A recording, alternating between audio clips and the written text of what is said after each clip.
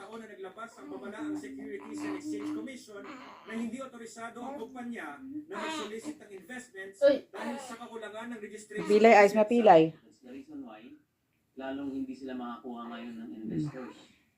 So, hindi nakaikot yung pera. Eventually, bawa sa health namin, kung anong hindi natin masabi, panahon ngayon, marami ng sakit, pero kahit papaano, kasi may binibigay. Hirapan na siya, ayos. Tiwala si Joy na may makukubrang kita sa mga susunod na taon.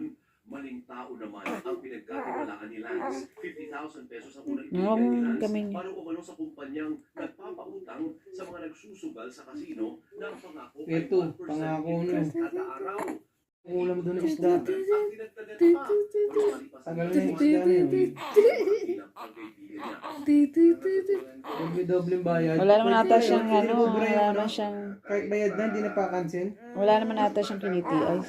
No? Hindi na Ang ka-cancel dandaan yung mga mahulog, ano. ayos. Kahit bayad na, pwedeng bayaran pa ulit. Banding kayong dalawa ni Kuya Ayos. Most probably